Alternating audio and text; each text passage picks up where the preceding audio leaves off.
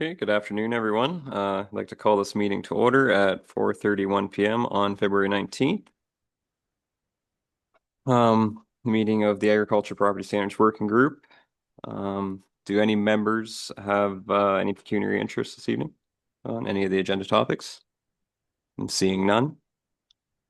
First thing we have to cover is the adoption of the previous minutes. Could I get a mover and a seconder for that? Moved by Snoblin and seconded by McLennan. That the minutes dated January 29th, 2026 of the Agriculture Property Standards Working Group be adopted as circulated. Are there any questions on these minutes? Seeing none. And all in favor of that? That carries, sir. On to correspondence. We have a few pieces of correspondence today for 1, 4.2, and 4.3. A couple presentations to council and a delegation request. I guess all these are virtual then today? No, so these are just correspondence that have been received. So Oh, suggestion would fast be ones. that if anybody had any questions or wanted to talk about any particular one, that they can do so. So are any members of the committee would like to pull from either 4.1, 4.2, or 4.3 for any discussion? Yes, Mr. McLennan? Yeah, what am I hearing?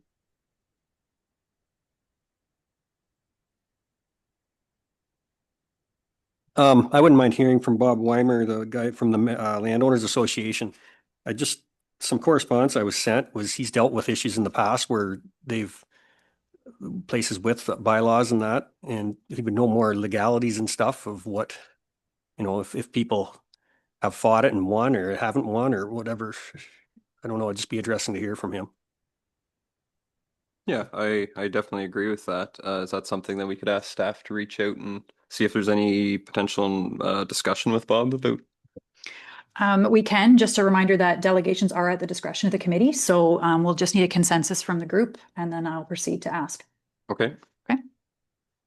Is that something that interests the rest of the committee members to reach out to Bob and ask for him to speak to us on any of these topics? I'm seeing some nods, but just show of hands maybe to move that through, and that looks like everybody's interested for that. Thank you. Any other the correspondence items that any of the members would like to pull from and discuss? Not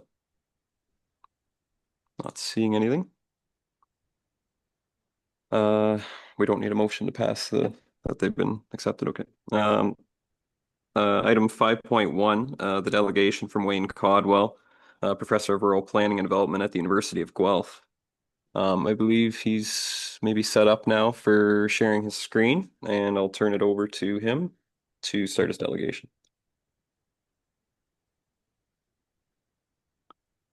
Certainly. Let me just to confirm, can you hear me, folks? We sure can. That's great. I don't seem to have the ability to share my screen at this end. Typically, it would come up that way, but I'm not seeing it. You have a copy of my slide deck there. Would it be possible maybe to show it from that location? Yep, Kelly's going to be working on it here in a moment and it should pop up momentarily. All right. Maybe that's happening. I can just say thanks, folks, for the invitation. This is an important topic for the municipality to be looking at. And from my perspective, you folks are going about it the right way, looking at the issue and trying to make sure you make good decisions. And my perspective on it is one of trying to contribute, I suppose, to that. And also simply appreciating that this is a topic that I think is of interest to the agricultural community. And as much as I think the approach that you're considering is good, important to make sure that we have good understanding from an ag perspective on it. So thanks for that. I'm surprised everyone's there. I would have thought everybody would still be at home just grieving over the hockey game score. So I'm glad that you've all made it there safely. I want to mention I need to leave about 5:45. My presentation certainly won't take anything near that long, but I'm assuming there might be some questions, and I'm happy to hang around for a little while thereafter, but need to proceed at that point. I also want to mention I don't consider myself an expert in this topic, but rather an interested bystander, I suppose. I certainly have looked at rural and agricultural issues and planning connected to that throughout my career, And hopefully that will be a benefit. But this is a topic that, again, requires careful consideration. So maybe we could just go to the next slide. And I just wanted to mention that it feels a little bit déjà vu. I was involved in an issue going back 25 years thereabouts, so looking at nutrient management. And many of you in the room, I'm sure, have familiarity with the legislation that's in place. And what was of interest is that the County of Huron, I worked with County of Huron back then, we had gone through the process of developing a nutrient management bylaw. And it was controversial at times, but this was ahead of the province getting involved in the issue. And there was many municipalities across the county, across the province really, that had developed nutrient management bylaws. And I was invited to attend a session with the hog producers. And this was actually near Kingsbridge. And there's probably 100 hog producers from across the county having quite a significant interest in the topic. And it's probably fair to say that many were in quite angry with the municipalities for trying to put these provisions into place. And I went to this meeting again with 100 hog producers, and it was a tough meeting, as sometimes meetings can be. But at the end of the day, after having gone through the issue, I was approached by one of the hog farmers after the meeting, and he said, "You know, that was really a good meeting, and we really came away with an appreciation of what you were trying to do, what the county was trying to do at that point in time, and it was to develop a bylaw to put it in place that would set, because we had issues of beach postings closed, and we had issues of new livestock construction causing all kinds of animosity in the rural community. And they came away with an appreciation that what the county was trying to do with that bylaw was to put in place some standards that people could live by, that the farmers could grow, could establish new barns under, and feel pretty confident in that process, while at the same time helping those in the community that had concerns over contamination of water and so on, give them the confidence that what was occurring was a good thing. And it feels a little bit similar to this in terms of what we're looking at, what the municipality is looking at potentially, is some new provisions that will add to the property standards bylaw. But I think that while there may be some concerns, there's some positives that can come out of that as well. And that's what I want to go into in a little bit more detail. So hopefully that little story was a benefit. And if we could go to the next slide, please. And, why is this discussion now? Well, of course, there's a call for a potential change to the bylaw, but I think it's a reflection of the changes that are going on in rural communities across the province, for that matter, and rural residents and changing expectations that people might have, complaints and concerns about normal farm practices that people don't always understand what that means, and that, in fact, agriculture has some leeway provided through those practices, and the need to balance the competing interests that exist in the community as well in terms of public health, safety, and ag viability as well. Next slide. And of course, folks will have a good understanding by now, I'm sure, of what a property standards bylaw is. And I think the main thing, just to refocus, is this notion that it sets minimum standards to protect public health and safety.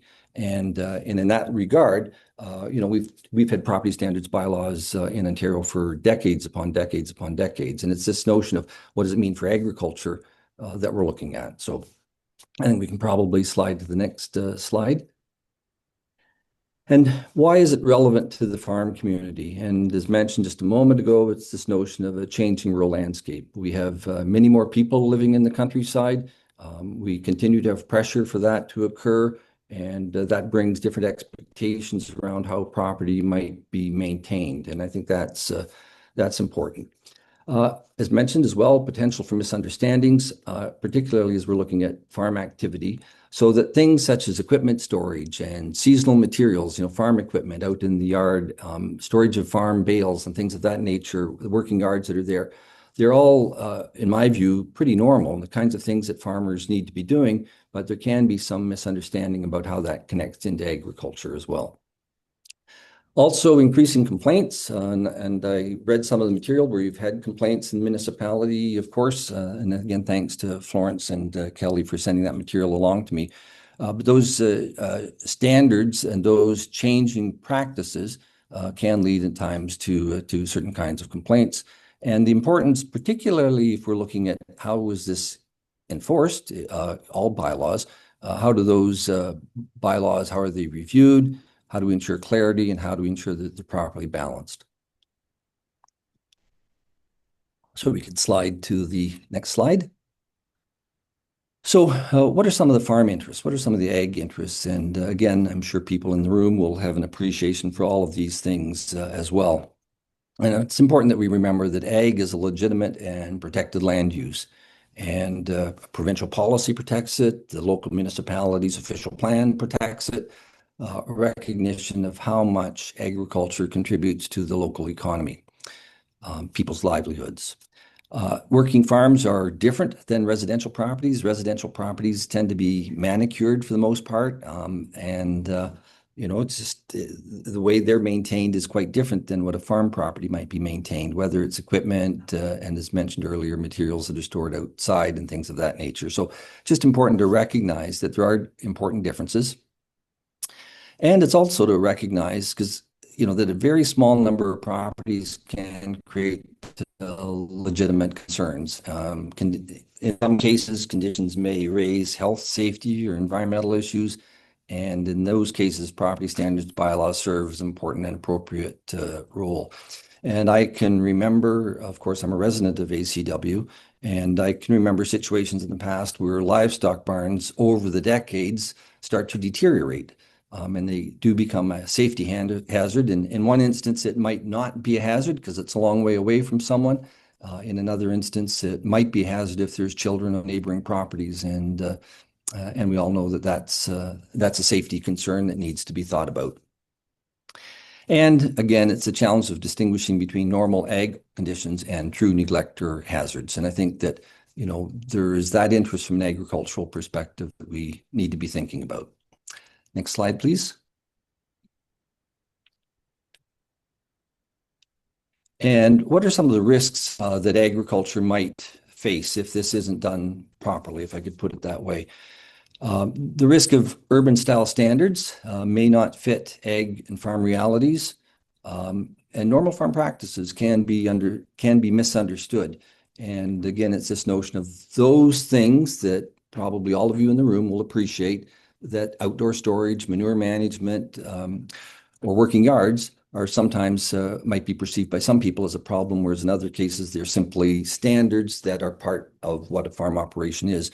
And that's where I think the notion of normal farm practices is a relevant term, because it's saying, no, there are certain things that we do on the farm that are normal. And we can think of, the Niagara.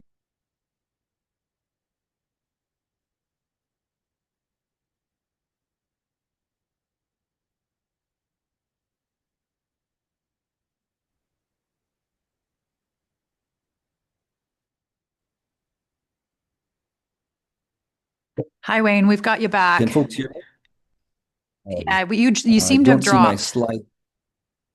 Okay, you can hear me okay again? We can hear you now, yes. Great. And you were able to hear me throughout? It's not as if it's been too glitchy? Yeah, I think if you start back on the lack of clarity can create uncertainty for enforcement, I think that would be a good point to start back at. Oh, okay. I always had this fear when I was a professor that I would give a 2-hour lecture and nobody would say anything and nobody heard a word I said. So anyway, thanks for getting me back on. So the lack of clarity, of course, can create uncertainty for enforcement. So it's really important that we have clarity, and that's again what I think you folks are working towards as well. And I think I may have been giving the example from Niagara with bird bangers or things of that nature that people might not like that activity, but it would certainly be viewed as a normal farm practice. And likewise, storing bales outside, the wrapped bales, people might not like that, but it would be deemed to be a normal farm practice in my view. So it's really important that we keep that in mind and we align with provincial farm protection frameworks, the Farming and Food Production Protection Act. And I was pleased to see that you had someone, I think, at your last meeting from OMAFA as well. Go to the next slide, please. But I think there are also opportunities for agriculture in this, and it harkens back in some ways to the example I gave at the outset about nutrient management, that people might have been concerned about what that meant, putting in place those regulations, those standards, having a certain number of acres to make sure you could dispose of your manure on and things of that nature. But I think people came away realizing that from a legitimate ag perspective, those are good standards because they allow the industry in that case, livestock industry, to grow and prosper in municipalities meeting those criteria. And I think there's some benefit potentially here as well, that greater clarity and consistency, again, using normal farm practices can help ensure that that happens. I think it has the potential to reduce conflict with neighbors where people have an issue. It can be brought forth and either dealt with, or in fact, it might very well be that the farmer is in the right and nothing needs to change. Improved communication and education. I think again, I saw in some of the materials that were sent to me that you folks have been thinking about that, which I think is also valid. And I think it also can help to contribute to confidence or trust in rural governments and what that might look like as well. Next slide, please. So some of the links to normal farm practices, agriculture is protected under provincial legislation. I've had the opportunity to provide evidence at 3 or 4 hearings of the Farm Practices Protection Board, and that is an experience, but it's all about, in my view, where that is needed to occur, has provided clarity to the local folk, farm and non-farm living in a community. The framework with the legislation helps ensure that farmers are protected from nuisance complaints. And I think it's really important, and I think I saw this in the presentation from Romafra as well, to remember that there's really 2 types of things that the legislation addressed. In the early years, it only dealt with conflict between neighbors, whether they be farm, non-farm. And then subsequently, the legislation was amended to add this opportunity to put municipal bylaws before the Farm Practices Protection Board to ensure that those bylaws were not infringing upon a farmer's ability to farm under normal practices. And of course, it provides an opportunity through the board where needed to deal with those kinds of concerns. And I think I saw, and that's my experience as well, not very many actual hearings need to occur, but it does provide that framework that helps to guide issues. Next slide, please.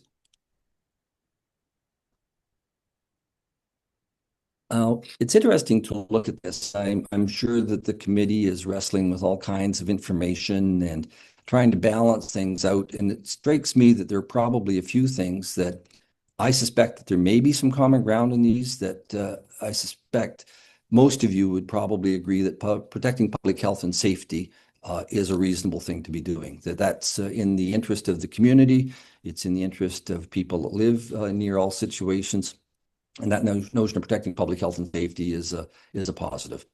And also, I suspect that there's a recognition that there are abandoned or poorly maintained properties that are, again, an issue that create legitimate safety concerns or significant impact on neighboring properties, and it becomes appropriate to be looking at those as an item where there's probably agreement that we can all think of situations which are so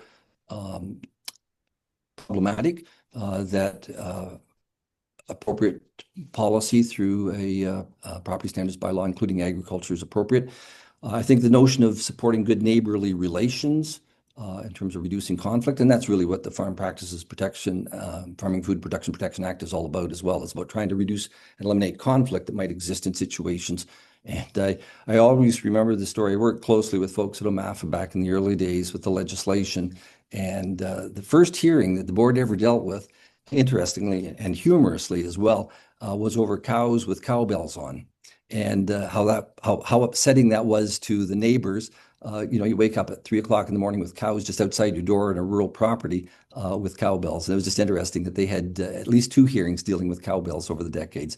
Kind of funny, but it does point to how it's about trying to get at issues between neighbors and trying to resolve them. And of course, creating clear and consistent expectations. And I take great pride in the quality of the farmscape in Huron County and the work that farmers put into making their properties be showpieces for agriculture and for their own livelihoods as well. Next slide, please.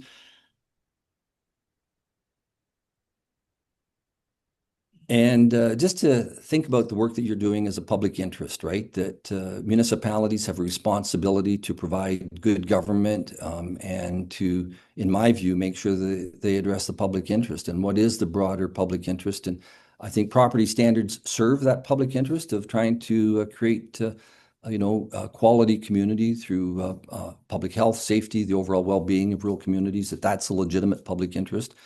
That protection of agriculture is, of course, a critical public interest and one of the most important in the county and one of the most important in the province for that matter.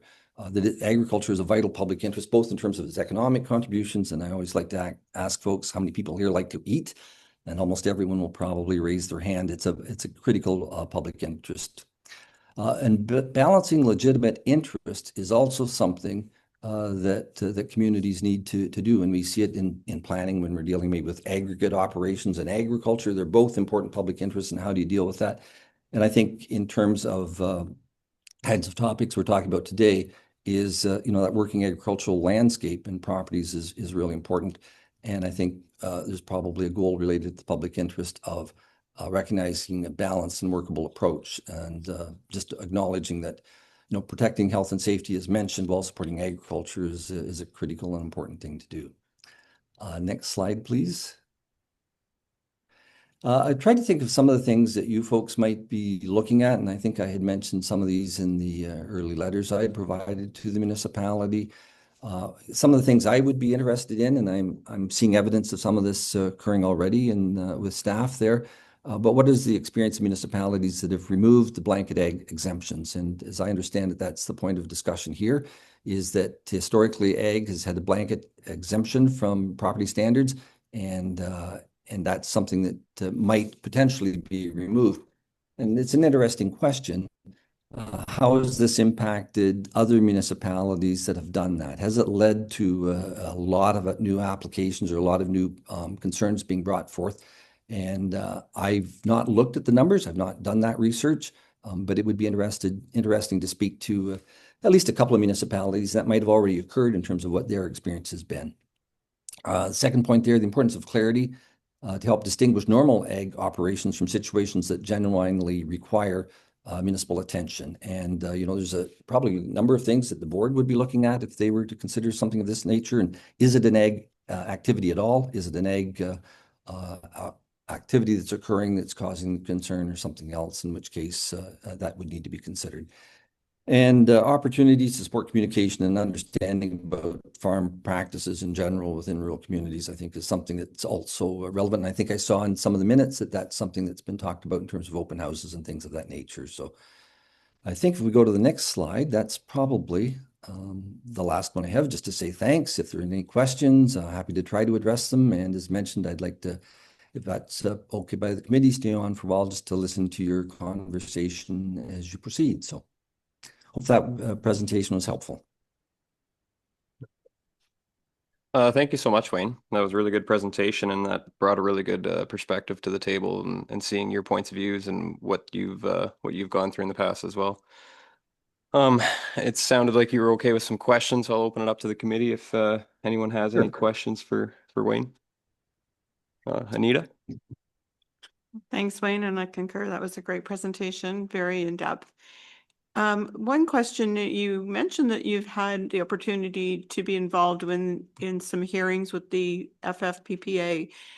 Can you touch on your experience in terms of, did you feel that it was a fair hearing? I'm not sure if I'm using the right wording by saying hearing, but a fair and balanced approach and experience? Yeah, well, without a doubt. There's a couple of, one in particular I remember, and this was some years ago now, and it was an issue between somebody who had built a hog barn and the neighboring property owner who was a dairy farmer. And there's concerns over the process that he went through. Both parties had legal representation, which isn't always necessary, but in this case it was. And very much, have any of you sat in on a tribunal? What is it, Ontario Land Tribunal, OLT hearing, or what used to be the Ontario Municipal Board? And in both instances, there's a due process followed. People are there under oath, giving evidence, and if anybody here has given evidence under oath, that it cuts straight to the heart in terms of being honest and sincere and fair and representative as best as you can be. And that's exactly what it felt like in that hearing. And I think interesting, that particular hearing, and it goes back far enough that I think I can say this without giving away details. The dairy farmer who had the concerns about the process concerning that hog barn was vacated with pigs, and to my understanding, to this day, it still sits vacant, which is probably 30 years later. And it just goes to show that the process can work properly. Another one I was involved with, and this is the second, I can't remember all the details of it, but it was a bylaw that a municipality had passed dealing with, was it dealing with nutrient management? But again, the same process where people are represented and able to give evidence. When I say giving representative, it implies that it is a legal process, and it's quasi-judicial in a sense, but people can provide their own information and evidence without needing to have lawyers necessarily there. And I think in most instances, hearings don't occur as an issue related to normal farm practices comes forth. The Ministry of Ag has historically been involved, and will offer opinions that can help guide things. Because if you can negotiate to a solution, that's always better than going to a hearing. Is there anyone else? Yeah, Glenn? Yeah, thank you very much, Mr. Chairman. And Wayne, thank you very much for your presentation to us today and sharing your expertise and experience with us. And it's certainly a privilege to have you as a resident of ACW. What advice would you have for us that we could, if we chose to proceed to include ag properties under property standards, to achieve harmony in this process? Yeah, well, I think the first starting point, in my view, is a recognition that the vast majority of farmers are not going to be impacted by the bylaw at all, right? If I think of, almost all of my neighbors around where I live, they run clean, tidy operations. And I don't mean it quite that way, because at times there's things happening. And those of you who farm will know there are times of the year where things are simply crazy busy, right? And whether it's wagons or whatever the case might be, other things that happen. So I think that's the starting point, just to recognize that in my view, the vast majority of people will will be concerned, but once you get into actually implementation of the bylaw, the actual numbers that are likely to be impacted would probably be tiny, and hopefully in most instances, and I use the word enforcement lightly, but there's obviously an enforcement component to this. The actual numbers are likely to be tiny as well, and your own staff will have a better insight into that than what I do. So that would be a consideration. I think some of the points that I mentioned 2 or 3 questions that I would be interested in knowing. What are the experiences of other municipalities in terms of how they've actually dealt with it, whether it has been an issue. I've not gone looking for it, but I'm not aware of farm groups like OFA having an issue with these kinds of bylaws. And correct me if I'm wrong there. Some of you will be much closer to that than what I am. But it would be interesting to perhaps see what folks there might have to say.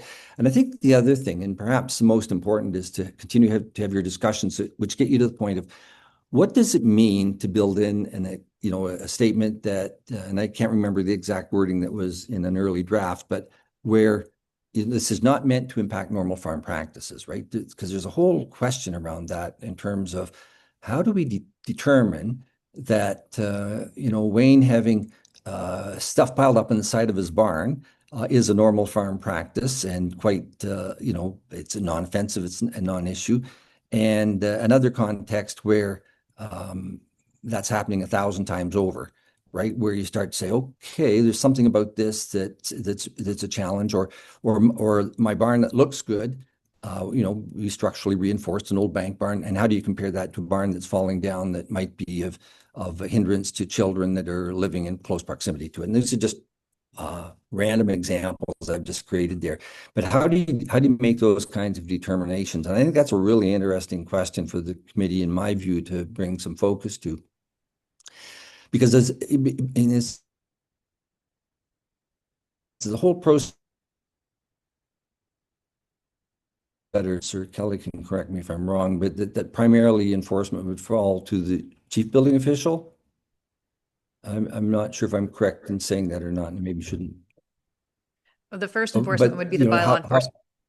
Yeah, sorry. Bylaw enforcement would be first, and then depending on the situation, I mean, if it was a health and public safety concern structurally, then the chief building official would be brought in, or the fire chief.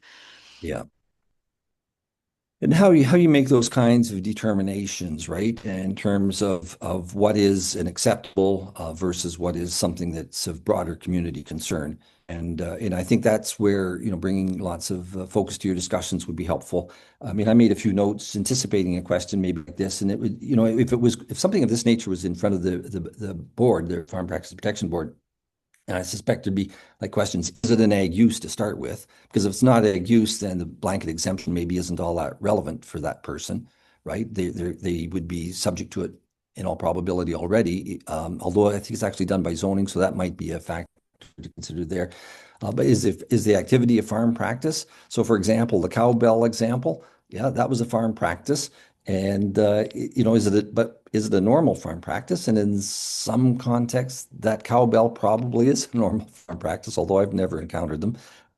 But if you have a whole lot of those cows right beside somebody's house, is that a normal farm practice or not, right? And this is way outside property standards, but it helps maybe to identify some of the considerations, some of the discussion that would be appropriate to occur. And then I think there are questions like the scale of it, the condition of what we're looking at, industry standards, and is the purpose of the activity tied to production or not?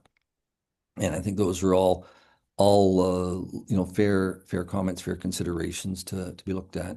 Does that answer your question, Glenn? Yes, it does. And thanks very much, Wayne. Absolutely. Welcome. Yeah, thank you. I'm just going to go to Lynn first, and then I'll go to you, Anita. Hi, thanks for your presentation, Wayne. So as you were talking about that, what is a normal farm practice? That is a question that I had. So there is provincial legislation that would have jurisdiction over normal farm practices. And I haven't studied the legislation in detail, but would the legislation, for example, with the FFPPA, not have good definitions around what is normal farm practices? Yeah. So if there's an issue that comes up and it is, so say in a township, or if we or our township here, ACW, decides to change the property standards bylaw to include agricultural properties, so someone makes a complaint. So what's the next process? So someone makes a complaint to the township, the bylaw enforcement officer goes and has a look. They determine that they think it's under normal farm practices. So then the next step is it would then go to the FFPPA tribunal. So I guess that's where it's like, what is the actual process? And is there not good definitions within that legislation that would help to define whether it is normal farm practice or not, I guess? Yeah. And who makes that decision if there's overlap, I guess? Yeah. First, let me say it's a great question because it gets at the nub of it, I think. And I think that's part of the challenge that exists. Let me explain my understanding of what the legislation will say as it relates to normal farm practice. And I've not looked at the specific wording probably in some years, but it speaks to something along the line of a practice which is normal and practiced, something you would expect to find in the production related to agriculture in the area to which you're looking at. So, for example, if I was to put out a bird banger around my 2 cherry trees at home and that went off at regular intervals throughout the night in ACW, and it's a non-commercial operation, I don't know what the board would do with something like that, especially if I was located immediately adjacent to Dungannon, as an example, as compared to the Niagara Tender Fruitlands, where they would say, we got these valuable services and activities that exist here. It's absolutely normal and predictable that farmers would have bird banging activity. Now, what might not be normal is to have that running all night long when the birds are, and I'm saying this without knowing the details specifically, but we could imagine the birds might be, do birds sleep? I'm not sure, but the birds are asleep at nighttime, right? And you wouldn't run it all night long. You would run it in those times of the day when the birds are active. And you would say, well, that's a normal farm practice. So that, I think, partially gets at the activity. So if we thought of the spreading of manure, assuming that the farmer is following appropriate practices, we would say that's a normal farm practice. Combining in the middle of the night when things are dry enough to be able to do that, and there's lots of noise, but it happens 3 or 4 times a year, we would say that that's a normal farm practice. But if you get into something which is more controversial, and I should also mention too, the minister has the ability to make a ruling on what a normal farm practice is. So once upon a time, it wasn't unusual to spread manure in the middle of winter on snow, right? And I don't know if that's allowed anymore under the legislation or not. Some of you could correct me if I'm wrong, under the Nutrient Management Act. But we would say today, the minister might say, that's no longer a normal farm practice. If you're spreading manure, we're going to change the game. We're going to up our game as the farm community, and we're going to say that spreading manure and snow in the middle of winter is not a normal farm practice. Now, again, folks, please appreciate it. I'm making these up as hypothetical examples, and I don't know exactly what the rulings are in that. And some of you may know that better than I do. But you can see how normal farm practices can change over time based on increased quality of production standards. And manure handling is a really good example of that. And we can think of new practices that might come along, that related to spray or spraying, which again aren't property standards issues. But we can see how normal farm practices might change with definitions, with time, with increased knowledge and better practices. Once upon a time, it probably wasn't unusual, and for farmers, if we go back 70 years ago, to take their chemical containers that had pesticides in them and wash them out in the stream.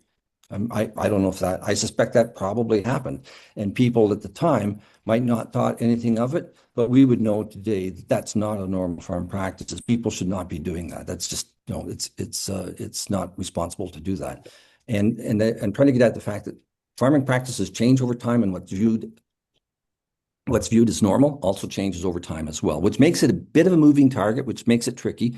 But I would suspect if we were to identify 100 normal farm practices in ACW and bring them to all of you and show you those images of connected to those farming practices, I bet you folks would have a really good understanding of, in most instances, you'd be able to say, yeah, that's so-and-so out spreading their manure in the first week of September or the first week of May on dry ground. That's a normal farm practice. Or having a barn in a certain way, or having farm equipment stored in a certain way, that's a normal farm practice. And likewise, we'd probably be able to show images where, in those very, very few instances where there might be a concern, I think you'd also be able to identify, yeah, that's not a normal farm practice.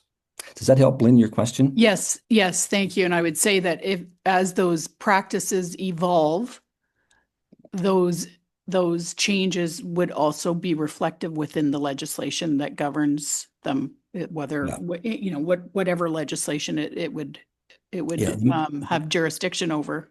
So. Absolutely. They may not be defined in the legislation because, as I said, it is a bit of a moving practice. And I'm thinking of Glenn sitting there, that, the practices his dad would have used 80 years ago on the farm are probably different than the practices that occur on the farm today. Right. And it's just a normal progression of increased understanding and awareness and responsibility. And I would think that if the bylaw is to be amended, that normal farm practices and those definitions that are encompassed within that do not need to be defined within the bylaw, because they're already defined under the provincial legislation, I would think. So yeah, I think that's fair. What I would say is the provincial legislation, I think it's also fair to say it's not going to provide the detailed standards, because there's what they used to refer to as the 7 deadly sins included within the legislation, like flies, dust, odor, noise, and so on. And it's to which those farmers are protected related to those activities by the legislation, specifically intended to be protected by the legislation, as long as. And if we look at the legislation, we say, well, flies. Well, what's normal? Well, if you've got livestock, you've probably got flies. If you leave dead animals lying around, and that contributes to flies, you can see in one instance, livestock and flies is a normal thing. Livestock and dead animals and flies is not a normal thing, right? And there's those kinds of standards which occur, and they're not going to be specifically defined, other than to say what is normal, what's to be expected, what are the general practices that are viewed by farmers and others as being acceptable. And I think that really gets at the nub of it. Right. Okay. Thank you. You're welcome. Yeah, Anita? Thank you very much. I guess, Wayne, just briefly, based on some of your comments and particularly Glenn's question about, our advice going forward, and I recall you saying something to the effect of,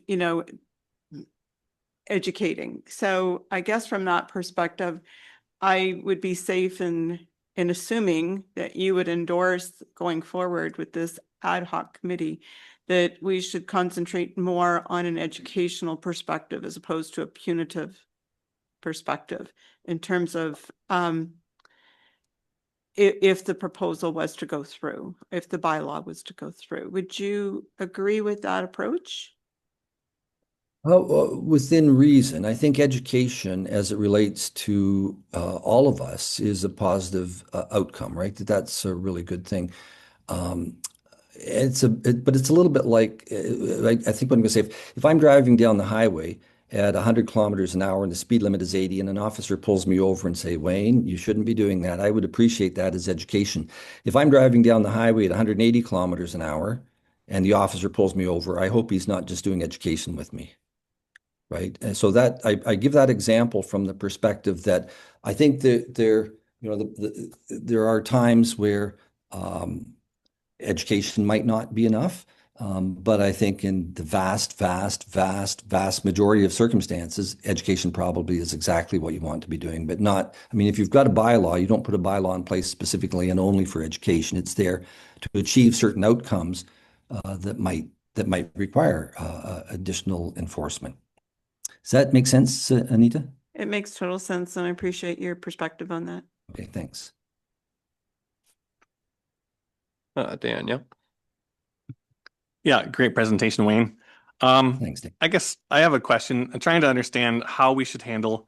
We have, I would break it down into 4 different types of properties in Okay. ACW. Yeah. One obviously being normal farm practices. Every farmer wants to do well. Every farmer wants to follow the rules and Sure. the best business. That's normal farm practice. They want to do well. There's another one. It brought to my attention in this package. It's kind of a situation of its own. There's been some landowners and a property that have been, had some issues for many years. That's kind of one of its own. There's also Okay. properties in the area that I'm thinking about that there's like a burn pile and there's some scrap steel and Oh, yeah. just and there's also leads to some people in the neighborhood that have been involved with the law, and it kind of goes on and on. And I know the community wants to see that cleaned up. It's on agriculture property, and I understand that's not Okay. normal farm practice. Another one Yeah. is I know of a property that just has some basic garbage. I think a simple conversation with the guy could have it cleaned up quite easily. Yeah.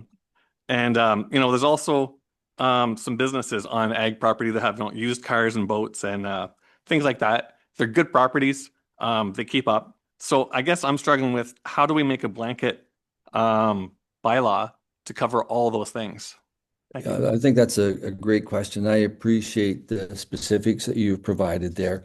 I mean, part of it is, and it does relates back to Anita's question as well. So the last one, the basic garbage, I think you mentioned, maybe it is, even where there is an issue of enforcement. I mean, I don't think, and again, staff will be able to advise in this better than I, but I would think you almost never want to start with a hammer, right? You want to start with, okay, Wayne, we notice on your property you've got stuff flying about here that's been sitting for 10 years, and it's a home for rat and vermin, whatever the case might be.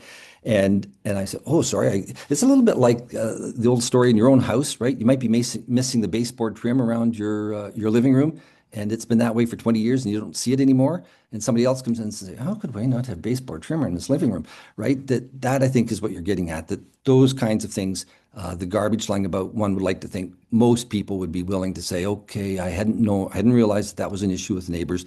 And the simple, contact from municipality might be all it takes for many people. And then you mentioned things like burn pile. And, I can remember as a kid, we always, garbage got burned. That was the way you got rid of it, right?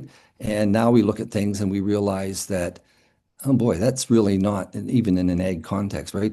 It's not very many farmers that will burn garbage anymore, right? I almost, I'm not even sure under the municipality if it's legal to do that, but that would be an example of where you might say, well, that's an activity that's no longer appropriate, right? That we know better, and there, and I'm sure. And again, I'm saying this, so Glenn, you'll have to forgive me. I mentioned Glenn because he and I have known each other for many years. You know, it may be that's simply not legal and not even permitted. And if you are to burn something like an old barn foundation or something of that nature, I suspect you probably need a bylaw to do that. Help me if I'm wrong with that, but that might be something that's dealt with a little bit differently. Again, you mentioned the fire chief. And then you have situations where there can be conflict. And part of the challenge, I think, is to separate in developing a bylaw is to try to think about the municipality in its entirety as opposed to some of the specifics and try to come up with a bylaw, and then the pieces are going to fall out as they may after the bylaw is created. But it is really good, I think, to be looking at these specifics. And then I think there's also another side to this, which you folks probably aren't looking at, which is, does something conform with the zoning bylaw? I mean, you've got a bylaw in place for the early 1980s, a zoning bylaw that has regulated the use of property. And that's something that the Farm Practices Protection Board would be interested in as well. Is this something which is dealt with through planning, in which case the board's not likely to be too involved, if at all, and versus something else, which is a use of land and things of that nature, which is what we're talking about here. So zoning is also an important consideration in all of this. Did I answer your question there? Are there any follow-ups to it? I think you gave it a good shot. Yeah, it's a Okay. it's a pretty big question. So yeah, thank you. It is a big question, and maybe there's opportunities in a bylaw. And again, I don't know if staff have seen this elsewhere, and I've not gone looking for it, but I could see there being almost a chart, maybe identifying certain kinds of categories. Again, I would think advice in most instances when, as the issue becomes more significant, then the risk to the community and the challenges to the municipality escalate, right? And you probably never want to start with an issue with high escalation, but you start, first approach would be probably talk to people, send a letter from the municipality. If somebody had an issue with my property, to be quite honest, I would rather the bylaw enforcement officer come out and have a friendly chat with me than have it end up in public minute notes, right? And I think that for lots of people, that first point of inquiry is really critical in terms, and it goes back to one of the earlier questions in terms of the farm community feeling comfortable with things. If that first line of inquiry is a friendly chat, that's really different than it being recorded in minutes at council and out there for the public to see. So I don't know where you go with that, but I may or may not be on with that, but it strikes me that way. Yeah, I guess just to follow up to that, Wayne, is it's unfortunate to need to put a blanket bylaw for agriculture properties because of a handful of folks, and some are trying really hard, some are not. Yeah. So I'm just struggling with it and trying to understand our best path forward. Thank you. Yeah, but if I might add to that, though, there is an issue of equity, if I could put it that way, which is to say that I'm treated the same as my neighbor, who is treated the same as my other neighbor, who's treated the same as the next neighbor. So that's in planning where my expertise lies, is we struggle with that all the time, right? It's that, one of the reasons for bylaws, official plans, zoning, and I would say just suggest property standards bylaws as well, is that everybody in the municipality is treated equally. The bylaw applies not just to me, but it applies to you, and it applies to Anita sitting beside you there, right? And then it's how we conduct ourselves that fall out of that in terms of whether or not it's an issue. But it's not as if the bylaws put in place to deal with Anita's property and not deal with my property. It's put into place to deal with all of our properties. And then it's up to me as a landowner to be responsible in the way I conduct my own business as it relates to neighbors and the property. So I don't know if that helps or not, but I do think that might help just to think about. It's not about trying to single out one person or another, but rather we put it in place so it treats everybody the same. Now, how it impacts me will be different depending on how I'm conducting or managing my property. Yeah, is there any other questions or comments for Wayne before we let him go here? Not seeing any. Thank you so much, Wayne. That was very thorough. I I really liked listening to your perspective on everything and your expertise in that. So thank you very much for taking your time and doing that for us. Thanks very much. A pleasure, and wish you folks well with it. I know it's not an easy task, but again, lots of credit to you all for sitting around the table and trying to come up with the right approach. So with your permission, I'll hang on for a little longer just to listen to the discussion, and I can learn a little bit about your issues, and then I need to head out. So Yep, that sounds great. Thank you. you're welcome. Thank you. Moving on to 5.2, the response, James Mitchell supplied a copy of last meeting's slideshow from him, and also I believe there was a question or two that went through to him and he was able to respond. Do any of the members of the committee want to pull from item 5.2 for discussion, or did that seem to clarify the question at hand? Not seeing anything with that. So moving on to 5.3, decisions related to FFPPA. The working group has the report prepared by Florence, and it's for our information, but definitely if there's a discussion or questions about it, then feel free. Any members have the chance to talk to it now, so.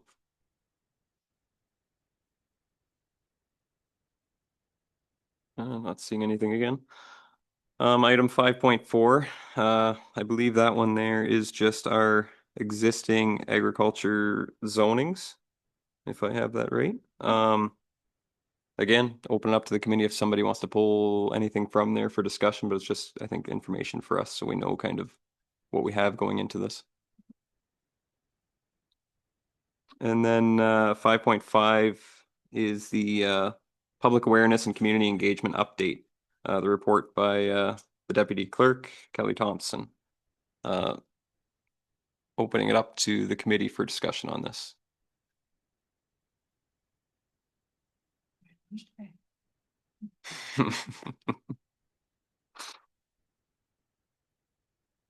So this report kind of lays out options and costs associated with some options, potential timelines that we'd have to discuss as committee members as well. I'm not sure what to pull from it first. So the information flyer, which was sent out with the tax notice, I already received that one personally. And then obviously there's the commenting period, the open house that we need to discuss as well, and analyze feedback and whatnot. So, Anita? Not seeing on this, but I know I saw it on one piece of paper, something about the open house public information session. And did I read somewhere that there was an expectation of possibly 100 people, and that's why you thought about moving it to the Lucknow? Is that, I guess I'll direct it to Mark because he's nodding his head. I know I saw it somewhere, Mark, but I don't see it in this page. Maybe it was on another page, but I guess if you think that there might be 100 people, like is there enough people here around this table that you feel confident that would be able to handle 100 people? Like in that room, or sorry? No, in terms of answering questions and so on. I know we talked about comparing it to the short-term rental and we had about 75 or 80. I felt that was fairly easy. I'm not certain how this will compare in terms of what the questions might be, and if the committee, would feel comfortable addressing and approaching people that have concerns or questions. Would you need more staff on that, or do you think the people around this table is enough to handle it? I can comment to that. I think the note I had in my report just said that the room I suggested was Dave Farish and it could hold up to 100 people. Then not really the expectation of how many people would attend, and it would be come and go. So, Yes, Florence. Just to the point, we did have around close to 100 people come to the short-term rental one. All of the committee members were there, as well as the staff members. I think it was more than adequate. And again, the goal of this committee is to engage the community and have those conversations at an open house. I would suggest we wouldn't go to that unless you became comfortable to do that. In other words, you need to know the issue and what the options might be or what the questions are to ask, you know, and to realize too, when you're at an open house, we're not at the final stages yet. You're still collecting feedback. So you won't necessarily have quote answers. You're there to listen and to gather the feedback and then bring it back to this table to have the conversation. So I think the number of people around this table would be more than adequate to handle around 100 people or more for that matter.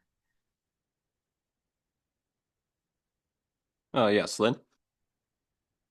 Is there a process like, or just a free flying open house? So I guess what I'm wondering is there an agenda to the meeting? Is there going to be an introduction made by someone either on the committee or staff to discuss the issues?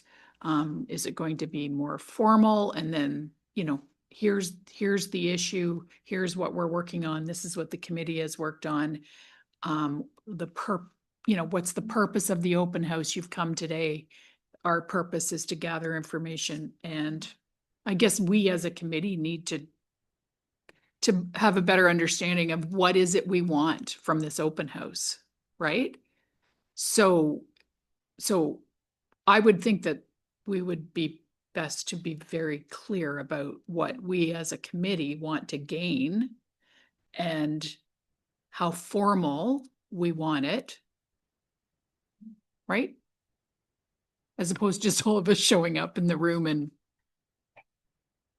and hoping to, like, you know what I mean? Like, I think that we need to come up with some kind of a either formal or informal kind of agenda as to how the open house will go. Yeah, I completely agree with you, Lynn. And I think the staff can help us out. They've obviously been part of a lot of past open houses to give us a rough template, but ultimately it's up to the committee to see how we want to structure it so we can best gather the information that Yeah. we're looking for, right? Yep, Florence. So with the short-term rental one, the way that it worked, it was, you know, we had an open house. It was at the Kingsbridge Center in the basement. And ultimately, it's about having conversations with people. So people come in, we had a few displays about what the proposed rules were, about the, you know, some kind of visuals to help guide. And then, you know, it would start conversations. And that feedback that the group was looking for was contained in those conversations. So we didn't have a formal agenda structure. It was for 3 hours and people came, they had conversations, questions were asked, and then, you know, they went home. Again, it's up to the committee how they would like to receive the information. We have found from a staff and admin perspective, that's the most effective way to do it. The informality of a conversation and a come and go is less intimidating for a lot of people. And it gives an opportunity to have those intimate conversations with people that they're comfortable with having. So more like, I guess, so at the short-term rental open house, a variety of people, was it staff and the committee, and they had informal conversations with people? So then from that, how do you formally gather that information so that it's relevant to how you make any changes? So we had feedback forms that were available there. And most of the time people would submit surveys beforehand. They'd come and they'd have those key points still available. So it was encouraged. All right, thank you so much for your feedback. I appreciate what you've said. I would love it if you could articulate it on this piece of paper and you know, leave it here and we'll take it back. Most of the time, certain conversations did stick out with members, you know, and they would say, hey, wait a minute, this was an issue I think I'm going to remember. So I'm going to make sure that gets addressed when we talk about it. Right. Okay. So it's kind of an organic way of doing it. Because there's a bit more of a comfort level with people just having conversations than going up to a microphone and asking Yes, questions. for sure. Yeah. Okay. Gotcha. Okay. Yeah, absolutely. That's kind of what I was thinking too, is make it informal, but try to gather that information formally so we can process it back at the committee, right? So just looking at the attachment, so obviously the information flyer's been handed out. Are we looking to do some type of commenting period, like through a postcard or of some sort before going back to this open house? Is that kind of what the committee's thinking?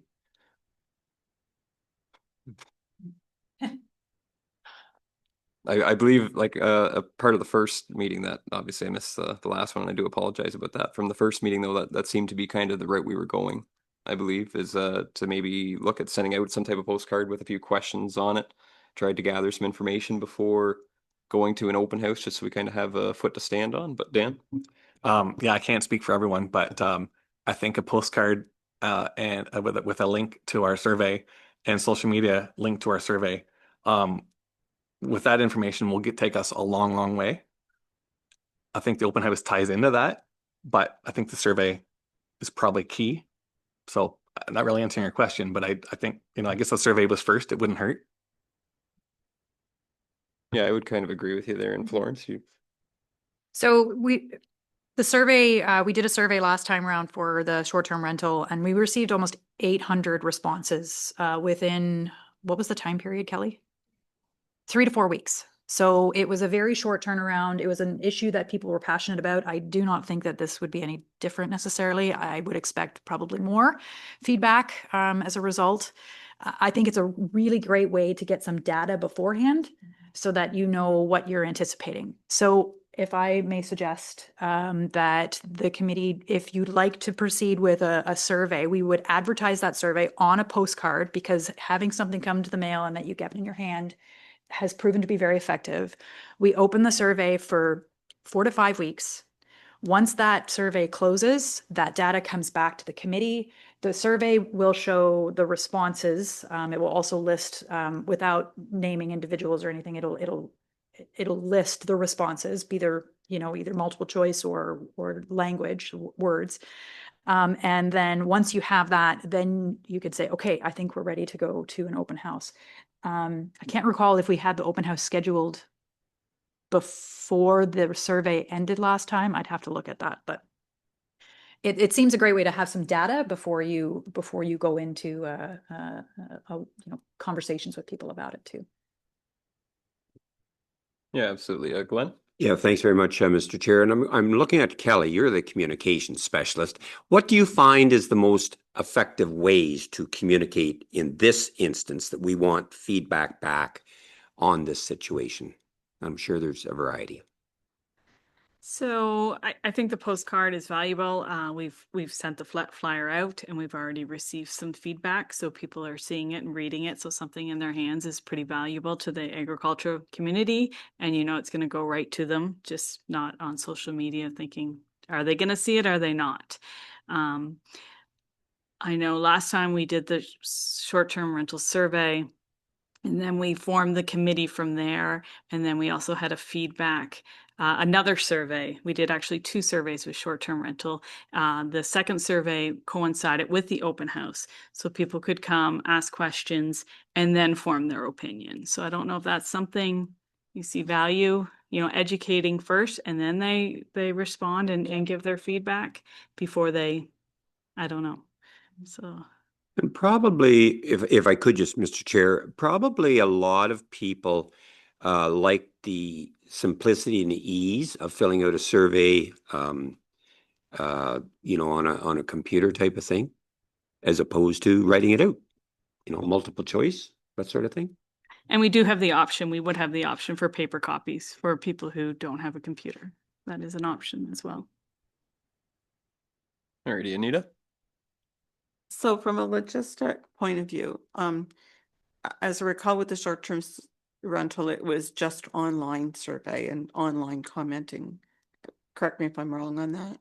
No, we did have the option for a paper form as well, which we did have a few. Okay, I wasn't aware. I maybe have forgotten. That data was then inputted into the survey results. Okay, I guess what we'd have to be careful of logistically is that a person isn't filling out the survey and the paper copy and making it look like they're 2 separate people, to skew the the balance of the have your say comments. I guess that's a logistical thing. You have to rely on people's honesty, and I think the majority of people are honest, but there are because I think this might be a passionate topic, there might be an opportunity for people to think otherwise, less than honestly. Yeah. I don't know if staff has any way around that. I don't know that there is a way around it. No. Yeah, that's definitely something we very well could run into, and it's just a challenge we're gonna have to overcome as we go. But I think the positive with doing it definitely outweighs that chance of the negative, kind of, dimming it down a little bit too. So, I guess as a committee, though, we do have to kind of come up with a plan of how we want to see the survey structured with, and this kind of dovetails into item 5.6 coming up next as well. And I don't want to jump ahead of myself, but because they are so connected with the questions, it sounded like we all had some homework last time to get some questions ready. So hopefully everybody's ready to talk now. Dan, go ahead first. Just a question, I guess.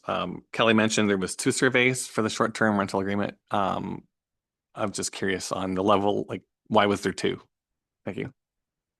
So the first one just asks the general public kind of what you know about short-term rentals. Where do you live? Have you ever had an issue or been affected by short-term rentals? Then the committee went through their work and then drafted the bylaw. So then it was the next was feedback on the draft bylaw itself. Wayne and then Anita, please. Okay, thanks, Curtis. My taxes did come, but I didn't open it. What exactly did it say about this? Because I'm seeing. Oh, okay. I'm seeing this 4,200, and you get a lot of crap in the mail these days, and I'd probably file that under G, but I don't know what everybody else is. But that's just my thoughts on the postcard. Okay, thanks. Yeah, I opened up mine today, and do you have yours there? Oh, you're reading it right now? Okay. So it doesn't say anything about a survey coming. Yeah, from my understanding of the situation, if I could, is just to put a bug in everybody's ear that we are talking about this. Keep your ears and eyes open. Things are coming down the line. There might be, potential for survey, open house, etc. moving forward too. But just, I think that was the first light to go off to let everybody know that we are talking about this and just pay attention. That's all. Okay, I get you. Thanks. Anita? I guess Kelly kind of said you drafted the bylaw and then you did the survey. So did I understand somebody say that over here? Should we do that? Should we draft a bylaw so that you have that discussion, or is that 6 of one, half dozen of the other?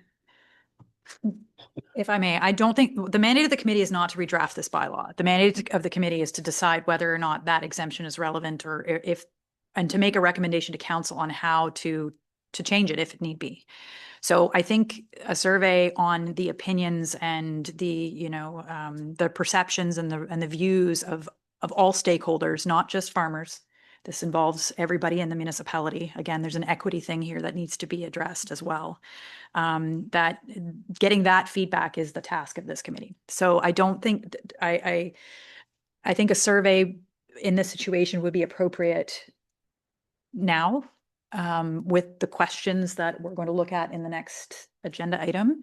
And then maybe not, and depends on what your schedule is or what you would like to see, then, having more feedback, or depending on when you want it to end the survey, and then having the open house maybe around the same time.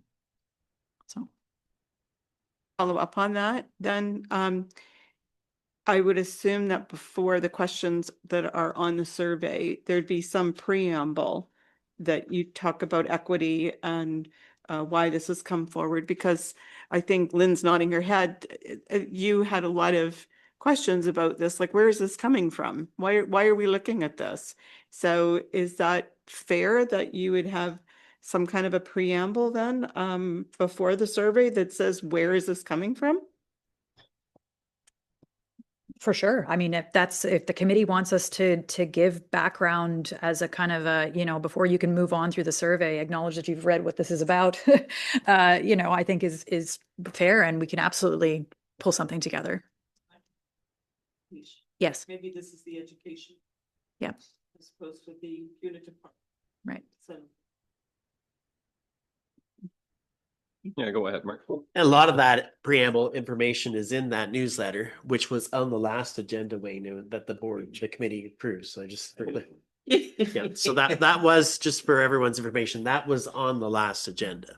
And the committee agreed to that we insert that in the tax bill. So that has a lot of the information to give you the information you're talking about, and that gets set up first, and then the postcard will tell you the survey. I think I read somewhere where you have to tell somebody something 7 times before they really understand it. And that's nothing against, it's human nature from what I understand. So it's not a bad thing to repeat it over and over again and have that as your main theme going forward in your communications. But, you know, Kelly knows all that. She's an expert.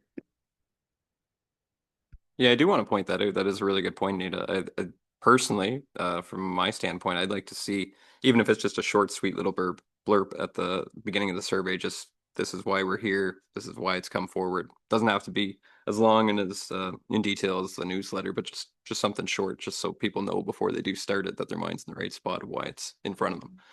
So I completely agree with that. If that's something that the committee would like to have on there, then go ahead with that. But to kind of form it and structure it, how do we want to see it personally? Just a couple notes that I had. I'm not sure, I guess, would multiple choice, Kelly, would that be kind of the common theme to go with? Yeah, Florence?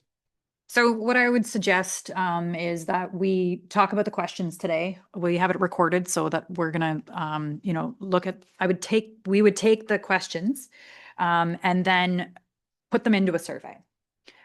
Some of them could be multiple choice. Depending on what the questions are, we might find it's better worded as a multiple choice question, or it might be, you know, this word should go back here. So what we would suggest is we'll take the questions from today, prepare a draft survey, bring it back to the committee, say, hey, this is what we've got. What do you think?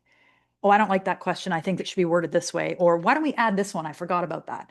And then we can take that, and then with the committee's go ahead, we would proceed. So that was kind of a thought process there. Yeah, that definitely makes sense to me too. And it's likely obvious to everyone. I think maybe like starting off with the questions just being pretty straightforward and simple with it of, you know, does the person that's taking the survey feel the need that the property standards bylaw needs to be changed, yes or no, before jumping into what direction the survey might go from there. But do we want to, I know it kind of ties into the next agenda item, but before setting dates for other things and whatnot, because if we do have a lump sum of surveys come back, there's going to be a lot of information to process and organize. Do we want to get on with the questions right now and kind of get that based before jumping back to maybe trying to set up some dates and whatnot? So whoever wants to start, somebody's had some questions wrote down, I'm sure, from the last meeting. Oh, Glenn, please. Okay, thanks, Mr. Chair. I think Wayne touched on some words that really hit home with me, and that is public health and safety. That's something that no one can deny. And if we use that as a principle as to why we're looking at this, I would suggest that we would get buy-in. So I think those are important words to incorporate. Thank you. Yeah, I think that's definitely fair. Yeah, no, I definitely agree with that. Dan? I don't know how the answers work if you can, you know, I guess separate all the questions. But to put the answers in the categories, you know, I think not the first 2 questions, but 2 questions should be: do you reside on an agricultural property? And do you reside adjacent or near to an agricultural property? And then those two groups, you can look at all the answers as it goes, because you could probably assume that everyone that lives on an agricultural property doesn't want any change. And it'd be interesting to know how many people that don't live on an agricultural property have a problem or don't. I don't know if that's it. So I don't know how it works, but that'd be interesting to me to see the results of that. Yeah, I completely agree with you there. That makes it quick and easy to sort right off the start. Yeah, Dan. And to follow that up, it's unfortunate, you know, like it's just the way it's evolving. There's less and less farmers, I guess, as time goes on. You know, there's more, the same number of residents, but there's less people that are actually farming. So it's just the way it is. So just a comment. Yeah, and like you were alluding to, I'm sure like potential less representation, right? But still just equally as important representation too. Chris? Just on that comment, maybe one of the questions could be, what is your type of agricultural property to differentiate from the AG4s and the AG1s? Yeah, like to specify the zoning you're referring to, yeah. Well, yeah, because you might get 3/4 of them might come back as the AG4 people, or 3/4 might come back as the farm people, and they are distinct differences on a lot of it. Yeah, I think that's a fair part to include for sure. Lynn? I think you should probably in the survey identify what they are. I think people may not be aware of the specific agricultural zoning that they may fall under. And maybe even like you can find this information on your tax bill or yeah. Yeah, I People completely may agree. not understand the differences of all of those classifications. Yeah, that's totally fair. Mark? Yeah, they won't be able to find that on their tax bill because the zoning's not on your tax bill. But I would have to guess that 99% of folks don't know what their zoning is. So that might be a challenge to the committee that might have to answer that question. So I think I'd have to give that more thought how we ask that question. Yeah, to give it a fulsome description that takes up a lot of space. Florence, were you, no? Sorry. Chris? You could probably word it as like, are you on an active farming operation, or are you just like a country resident, something along those lines? And then they might be able to differentiate from that. Yeah, I would agree with that too. It's trying to find I'm sure staff can help us out with the specific wording, as long as we can give direction of, yeah, these questions that we do want to ask on that. So Wayne? Okay, thank you. I had a gentleman in today and he said, what is a normal farm practice? Everybody's different. So should that be a question or? I Yeah, also had another fella in a while ago. And he says, if you don't like the way things look, don't look at it. Well, I don't, so that kind of leans to your first question, right? But yeah, I agree with you. And that's something I've really been torn with, to be completely honest, is I totally understand there's situations that can directly affect neighbors. If you have garbage stacked up and the garbage blows to the neighbor's property, that shouldn't be happening. Or as Mr. Codwell alluded to, maybe in the past you've cleaned out containers in the stream. Like things like that can really affect a huge range of people. But then there's also the aspect of it. If my grass is 6 inches longer than your grass, why is it your business too? You know what I mean? Like it really it makes me get parted there on that. So Anita? Well, to Wayne's comment, I guess it goes back, we've heard the word equity so many times. If you don't like it, don't look at it. Yeah, but I keep my property clean. Everybody should, be treated the same. And if I don't keep my property clean on my residential, I get fined. Somebody can complain about me. Is that fair? And you can have all this stuff on yours and nobody, you're golden. Nobody can touch you. Is that fair? Is that equitable? That's how I would have answered it. Going back to the preamble though, I lost my thought, but I got four more other thoughts. So Wayne, I wrote down what Wayne Caldwell had said. Oh, yeah, anyway, it'll come back to me. He said in his first part about the property standards serving the public interest. He said it's about the protection of agriculture, balancing legitimate interests, and supporting agriculture and maintaining good neighbor relations. And I kind of like that in the preamble as well.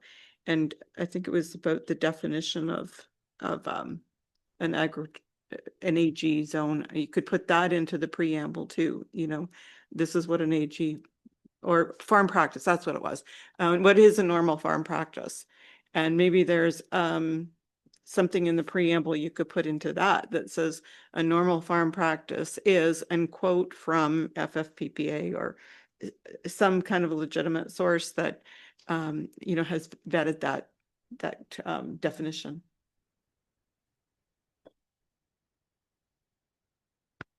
Is that it, Anita? I know you said you had a few more. That was it. That was the thought I lost. So thank you. Yeah, there's going to be a lot that we have to condense into there, but what direction do we want to go with these comments? Like without getting down into the specifics of, maybe the person taking the survey has their own individual issues that they're hoping to get addressed with this, how to keep the survey broad enough but specific enough at the same time too with the questions. So is there anyone else that, Lynn? I think if we want to provide definition about normal farm practice, it's quite a lot of information if you're looking at the FFPPA legislation. So perhaps instead of listing it, providing a link to that legislation, to the page where it defines normal farm practice, and also say that, you know, if the bylaw is amended to include agricultural lands, the bylaw, like talk about the jurisdiction, I guess, like if you are practicing normal farm practices on this property, then you would not fall under the property standards bylaw proposed amendment kind of thing, right? Like, just so people know, if I'm a farmer and I have a normal farm practice, you know, if the issue my neighbor has is around my normal farm practice, that's not a property standards bylaw issue. That's whether it's nutrient management or, you know. So I think it's important for people to understand, like, just because if it is amended to include agricultural properties, that doesn't mean that that the township is going to come out and inspect your barn, right? So I guess something to inform people about, you know, if this is a farm practice, then it's not under the jurisdiction of the property standards bylaw enforcement officer. It's under this. So if your neighbor complains about this, they can complain to the township. They'll be directed to OMAFRA or whatever, right? That's a lot of information to put, but I think it's just, I think for clarity, because it's a big issue, and there's a lot of like silos here, right? So I think it's important to kind of identify, if the property standards bylaw is amended, it means this, but not this. If your property is agriculturally zoned. I definitely agree with what you're saying. To be on the flip side of that, though, too, is to make them aware that if the complaint is related to the agriculture side of things, then yes, they are exempt. However, if it falls onto other parts of the bylaw, they might not be exempt, right? Like, for example, if it did get altered, such as grass cutting is just an easy example, or something like that too, or having, you know, junk laying around kind of stuff.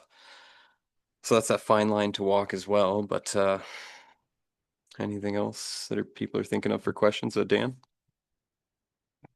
Yeah, I had 4 questions, I guess.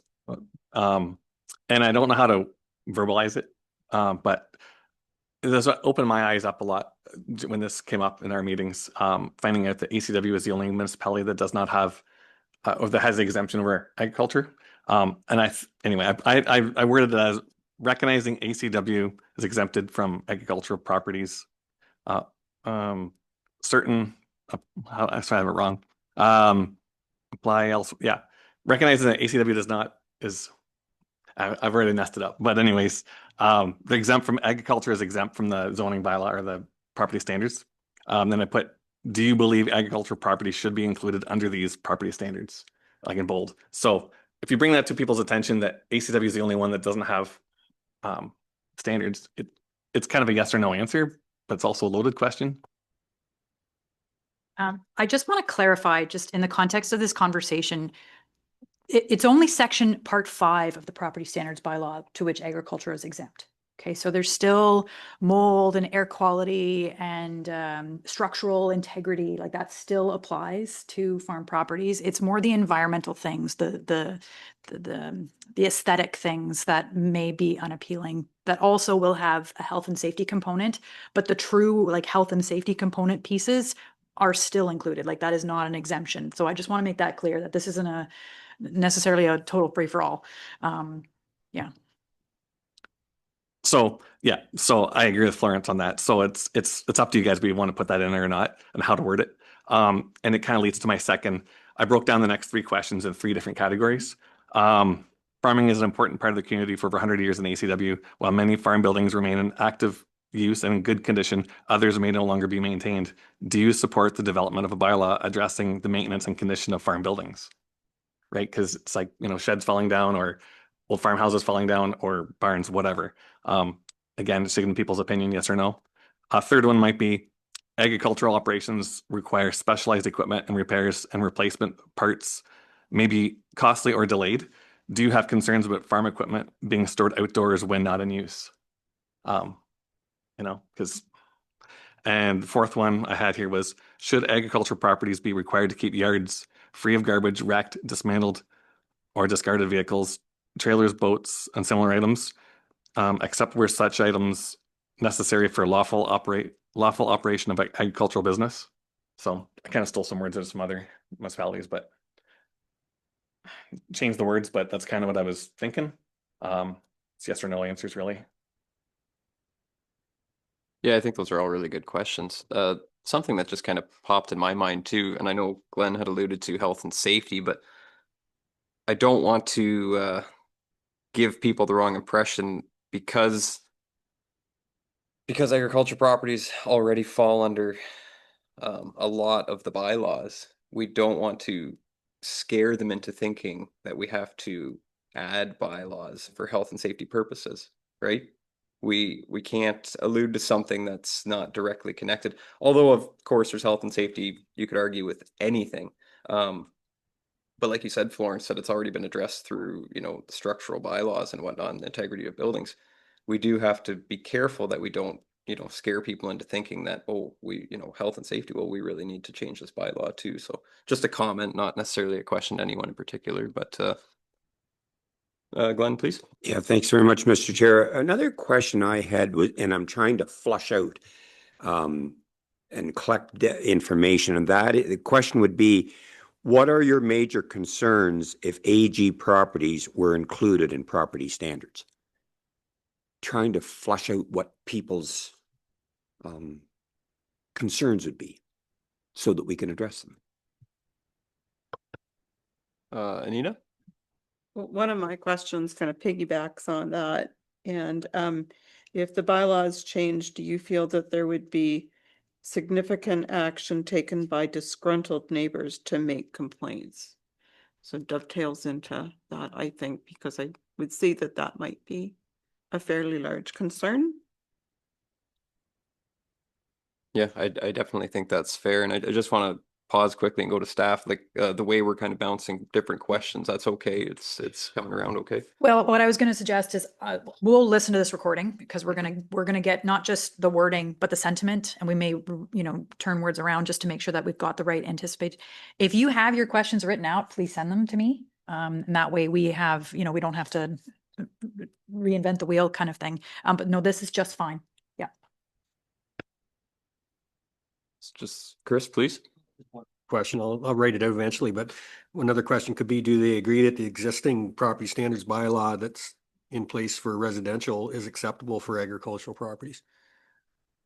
Because people might say, no, that doesn't, half that stuff doesn't pertain. I know what you're saying, but most of it's already covered, but the parts that aren't, they might say, well, that doesn't work for agricultural properties.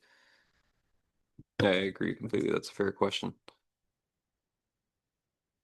Do we have any other questions written out or ones that are coming up as we kind of go here? Does staff, do they have any recommendations for certain direction we should take? Any more questions? Or?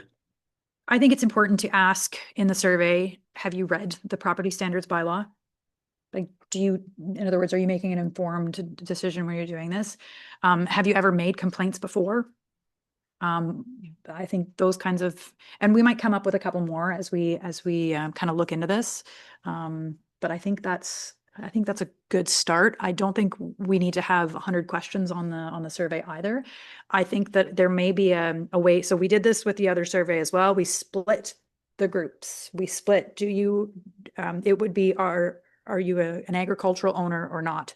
And because you're going to get wildly different answers depending on what that is. So you might be able to get, and there may be a few questions that'll kind of overlap, but then you'll have really data from the community as a whole as to where it's at. So I think that way you can kind of specify that this, I wouldn't necessarily say that certain groups would get certain questions, but we might be able to get some data on that. And we'll bring back a draft that shows you what that looks like. Yeah, so just for my clarification and the rest of the committees too, like all these questions that we're putting out here this evening, they're going to be gathered up. You guys are going to kind of formalize them, put them in some sort of structure, and then it's going to come back to us again before they finally get sent out, right? Just for final approval. And Yes, okay. yes, 100%. The committee is the one who's going to say what's on this. Yep. You have the final say on, yes, those are the questions, please proceed. Good. Okay. Do you think it would be, well, it's kind of premature to do really any dating yet for like the open house, and obviously the feedback needs to come back from the survey and stuff like that. So I would kind of think to leave it for now and maybe look at that next meeting and kind of see how timelines work out and whatnot. So just to keep things, sorry, Anita? It's not about dates, it's about the idea of the open house. I know it was suggested the Dave Farish room. Is there a reason why we wouldn't go back to Kingsbridge? Maybe the play is on there, I don't know, but it seemed to work out well, and it was quite central to the township. And I also wondered about the Ben Miller Hall. I don't know how many people that holds, but and I mean, it looks like the rent on the Dave Farish is, reasonable rent, but I don't know what Kingsbridge rented, and if we own the Ben Miller Hall, do we pay ourselves rent on that? Or the Dungannon Hall? Lawrence, please. So first off, Dave Farish Hall, we could probably work out an arrangement for the rent there. I don't think that's a problem. We have the rec board up there as well. Location wise, Kingsbridge was chosen because it was large, like short-term rental was largely a lakeshore issue. So that's why that location was chosen. Ben Miller Hall, it's quite small. The capacity is not, I wouldn't, like 100 people, that's a lot of people in that small space. It was just felt that for the location of what we're looking for, and also for a municipal facility that we own, the Dave Farish, I'm looking to Mark for, yeah, the Dave Farish building would be an appropriate space. And the Dungannon Hall? We don't own the Dungannon Hall. No, but I don't know what the rental is. It's logistically, it's a little bit more central. I mean, we could look into it. Yep. That's up to once we get there. If Yeah. staff thinks that it would be appropriate in terms of, facility wise. Yeah. Yeah. They've got coffee pots, a kitchen, parking. Yeah, obviously we don't own the Kingsbridge Center either. So that we did pay rent down there. I don't know. We can look into that. That's something we can maybe address as part of the next. That's really my biggest concern, is that I'm concerned about Lucknow, because is the Dave Farish, is that a room that's upstairs above the arena, or where is that room? Right, you should walk. Oh, okay, lower one. But I mean, we did have it on a Saturday because of the short-term rental, because of the logistics of cottagers and so on. I don't know that we've decided on a Saturday, but there's a lot of hockey and things like that going on, and you're conflicting with parking and things like that, and noise, and I love little kids playing hockey, but when you're trying to conduct a meeting, it's not always conducive. So I'm not certain that I agree with the location. That's all. I think there might be some better opportunities. I have to admit, I do kind of like the idea of Dungannon. I think that's a more central location. But with that being said, is there any other suggestions from committee members? And then the staff can bring back maybe a few different options for us to look at. Obviously, the Dave Farish, it's still an option. We're not counting that out by any means. I think Dungannon would be a good option. I think even Kingsbridge technically be a good option as well. Yeah, I do have to agree. Ben Miller's a little bit small. St. Helens, although good location, a little bit small as well. So maybe staff could bring that back for us for our next meeting too. Glenn, please. Yeah, no, great conversation. I just had another thought on a question, and that is, are you familiar with the Farming and Food Protection Act, Production Protection Act? And the reason I say that, a lot of farmers may be concerned, how will this affect me? What is a legitimate farming practice? And the fact that they have or have not familiarized themselves with that may be beneficial. It may lead someone to explore it, which is good. It's education. Just a comment. Yeah, I think that's definitely a fair thing that we could potentially include in the survey, or the staff could bring back for us at least. Yeah, please. Mr. Chair, is there something to be learned by the people responding, whether they're Lakeshore or how long they've lived in ACW as well? You know, it's one thing for somebody new, everything is new to them and they don't like it. Whereas if you've been here 20 years, it's more like normal farm practice. Yeah, I agree with that. I think that's a fair question. You know, some people might argue that's picking people out of the group. I think that's a totally fair thing to include, Florence. We could say, you know, going back to that whole, what zone are you in? Like, how do you identify as a rural resident, as an urban resident? Do you live in a hamlet? Like those kinds of, we can ask those questions that people would be common to identify as. So I think that's a good point. You can kind of narrow in where they are as to how it concerns them. Yeah. Like I drive from here to Lions Head every other week and down to Toronto, different things.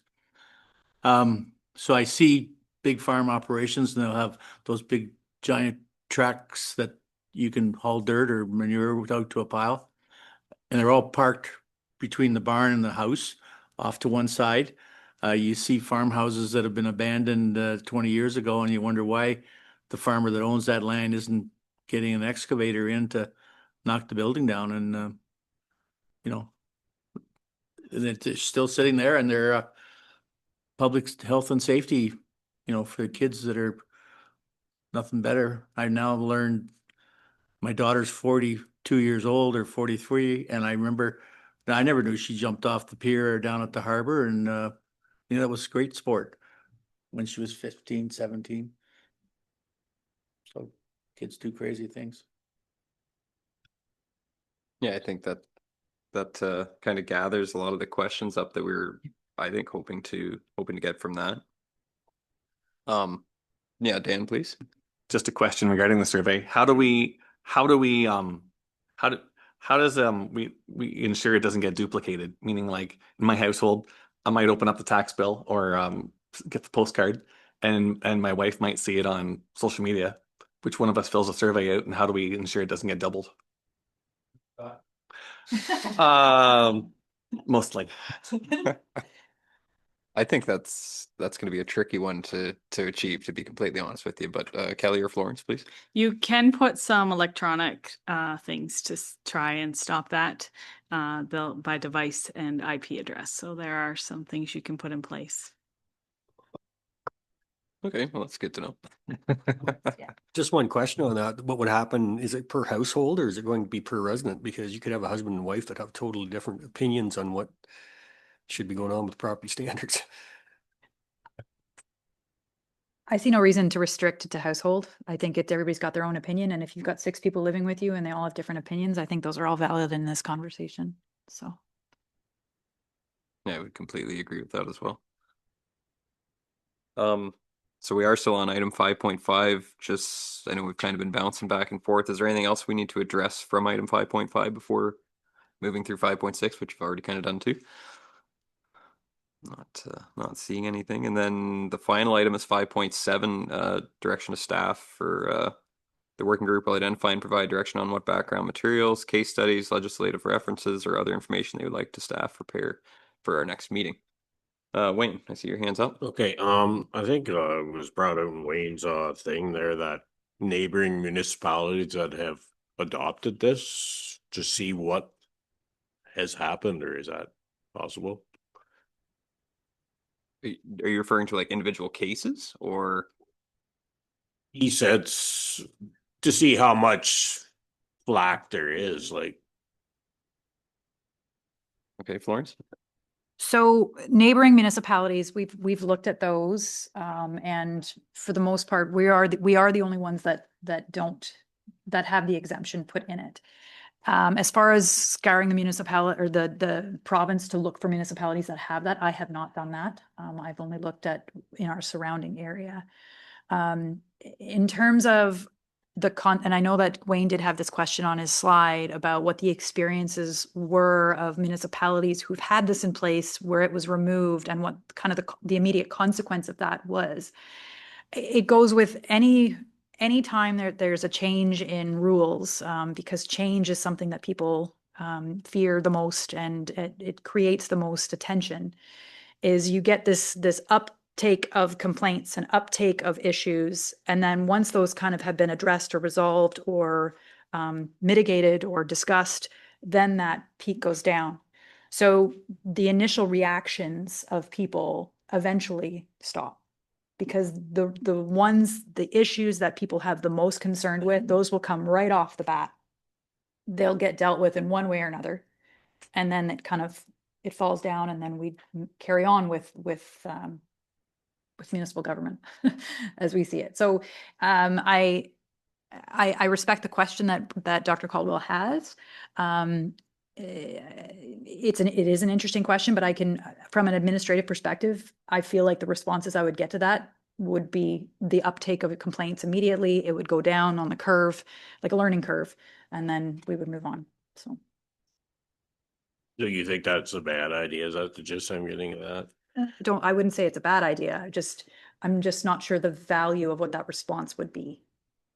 Because at the beginning it's really high. Okay. Anita?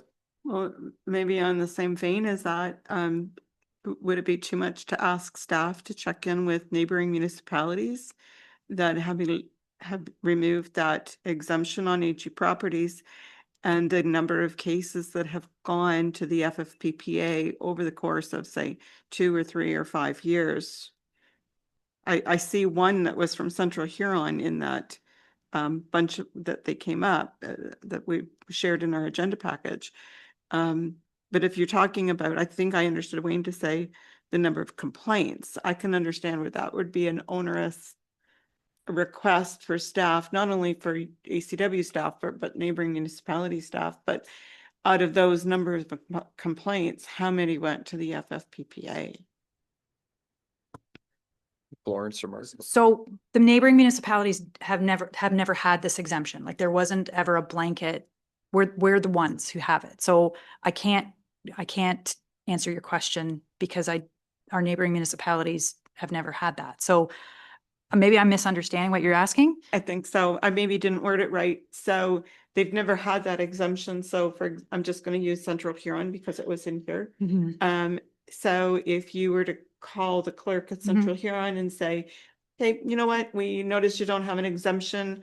Over the last 5 years, how many cases went to the FFPPA? Okay. 2, 3, 6, 12, 25 over the course of name a number of years, 2 years, 3 years, 5 years?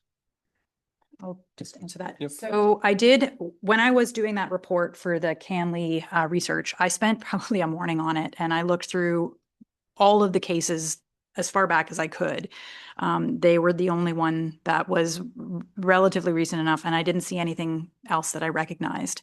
Again, I want to just narrow in on James Mitchell's comment that the vast majority of the complaints that come in through the FFPPA are handled at the mediation. So they are handled with the ministry staff before they even go to a tribunal.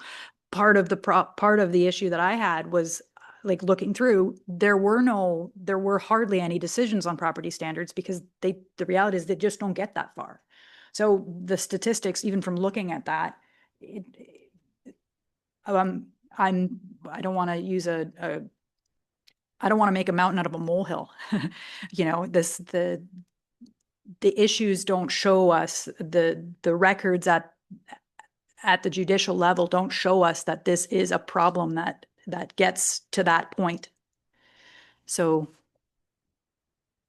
I feel like I'm flogging a horse here, but I'm trying to look at it from different angles because I understand where Wayne's coming from. And I think, you know, if we could get information that reflected what I think Wayne is looking for, I think it would be good information to have. So I remember Mark saying several times that it's the AG3, AG4 properties. It's not the AG1 properties that, you know, we get complaints about, and that's what James Mitchell verified. It's not AG1 that go to the FFPPA or to mediation or anything.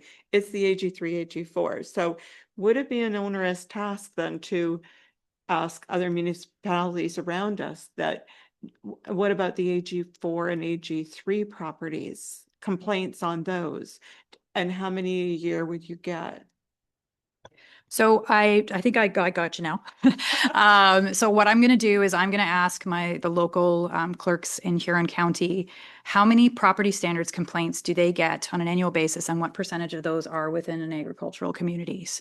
In other words, is it something that happens all the time, or is it something that, how frequent is it? Would you get 10? Would you get 5? Would you get none? I'm assuming that's kind of what we're getting at. Yeah, Mark, please. So Florence, we already brought something back to the first meeting or the second meeting of you contacting the other municipalities and whether they, and I can't remember off the top, but we already had something on the agenda already once.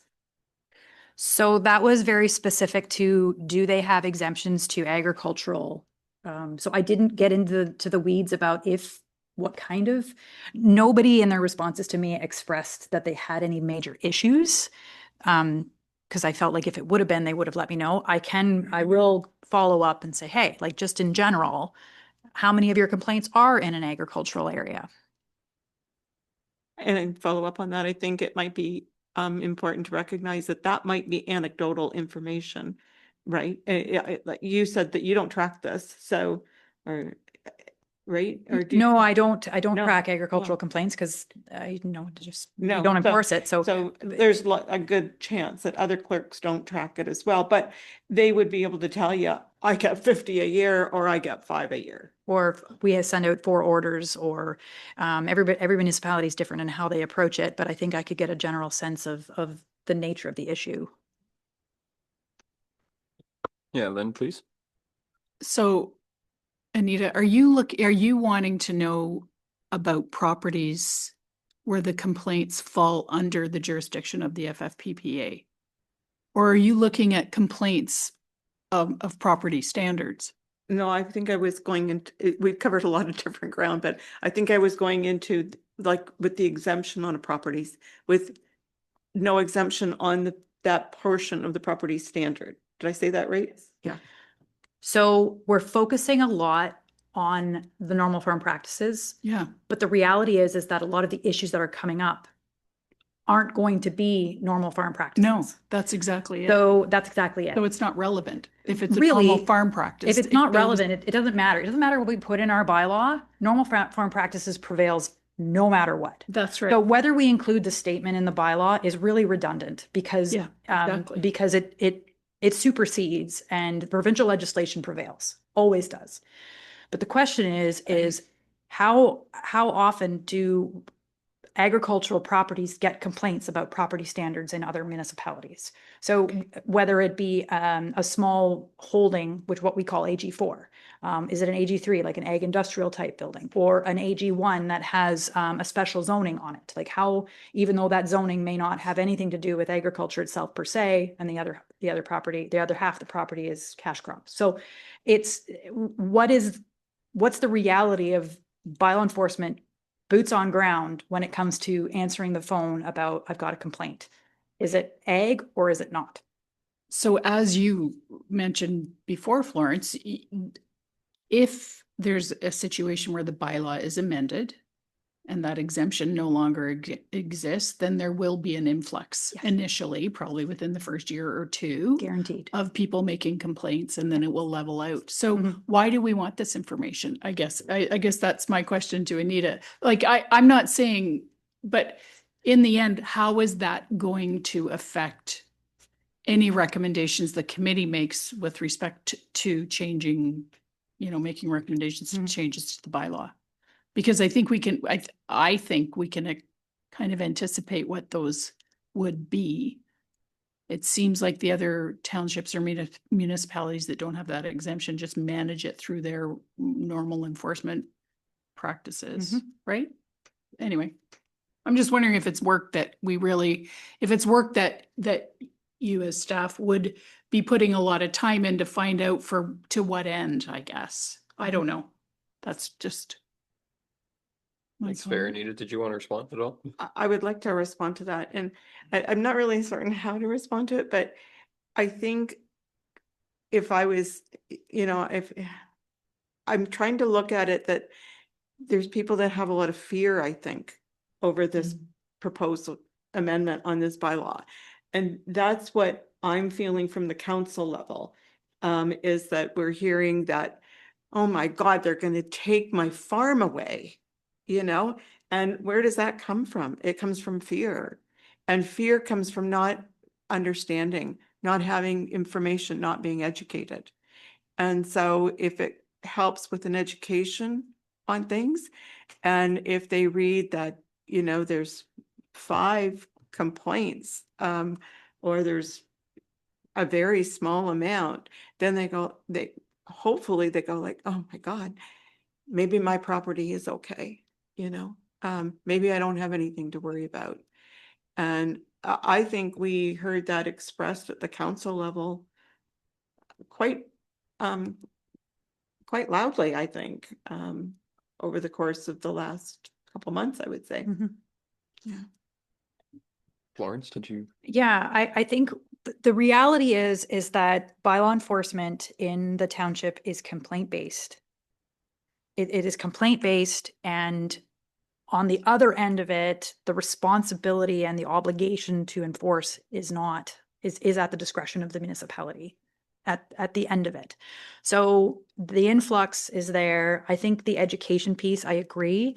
And I also think that in terms of whether it's onerous or not for me to find that information, it's not. It's not an onerous thing. I think to have a scaled back reality of a municipality that has this enforced on a regular basis, that the complaints are, that they lead to 2 orders a year, I think that puts it into scope pretty quickly. So I don't think that information would hurt. So I'm happy to provide that if the committee would like that. Just looking around, would we like to see that come back? I think that would be a fair thing if it's not a big task for staff by any means. Glenn, please. Yeah, thanks, Mr. Chair. This is a great conversation, and the word come up, fear. And I think that there is a fear amongst farmers as to how this will affect them. And I think we all realize, and we want to be accurate in our statements, that the number of allegations or problems against actual farmers is very small. That's not, because it's normal farming practices. Machinery outside, conducting, spreading manure, that's normal. And I think we can satisfy a lot of fears with communication, with information that's accurate. I think that's completely a fair statement. Yeah. Back to item 5.7, like what, so the staff is going to look around at neighboring municipalities and bring back that information for us. Earlier in the meeting, we agreed that we're gonna hear back from Bob Weirmere on what his perspective is on this, and maybe hopefully he can speak to the committee. Is there anything else that any of the members would like to see come? Florence, sorry, did you? Sorry, did you say locations for the open house? I missed that. No. So yes, I believe, yeah, we did have talked about Yeah. that. Yeah, so Dungannon is an option. Obviously the Dave Yeah. Fairshire is still an option as well. Kingsbridge even is an option too. Is there anything else that the committee members would like to see brought back?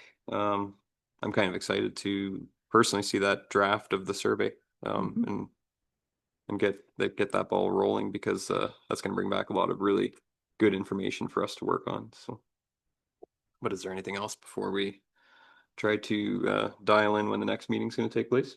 Glenn, please. Yeah, thanks, Mr. Chair. Just make a comment. I thought that presentation of Dr. Wayne Caldwell was absolutely valuable.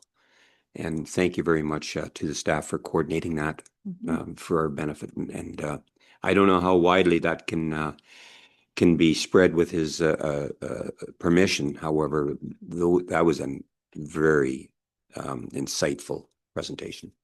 Thank you. Yeah, I completely agree. I'm not really seeing any hands going up for more direction to staff for our next meeting. So that kind of brings us to item 6 to decide on our next meeting. And then I'm going to look to staff. Obviously, it's kind of up to them to prepare the stuff for us. And what would you guys be comfortable with so we can book that next meeting? The biggest task, obviously, is the draft of the survey. I think if we put our heads together, we can get that done in decent time. I'm gonna suggest that would be 3 to 4 weeks. That seem reasonable? So the 3 to 4 week, 3 weeks is the week of the March 9th, and the 4 weeks is March 16th. So those are 2 weeks that are an option. I think less than 3 weeks would be a little bit pushy on getting us to get that together, just for the sake of reality. Dan, please. So that was 3 or 4 weeks to get the results of the survey, or to get the survey To get the survey created? drafted. Okay, right. Yeah, to get it drafted. So let's give ourselves a little extra room, and would it be fair to book it in for between the 16th and the 20th? Sure. Again, and it seems like the most of us 4:30 p.m. seems to be working out all right, except for me apparently last meeting. Dan? Sorry, the 16th to the 20th is March break. Is it? Yeah, I'm tied up with my family on that week, so, but before or after, it's good. Yeah, that's fair. Sorry about that. What about the 12th, the Thursday? Does that work or not? No. Okay. Ooh. Yeah, that would be a heavy week. Sorry. Would the 26th be fair? I know that gives us an extra week to, I know that would probably be more comfortable with staff yet again, so. Yeah, it would be If it would be we- appreciated on our end. Yeah. If we aimed for the 26th at 4:30 p.m. again here, 26th, March 26th. looking around, everybody seems to be nodding their head okay, so.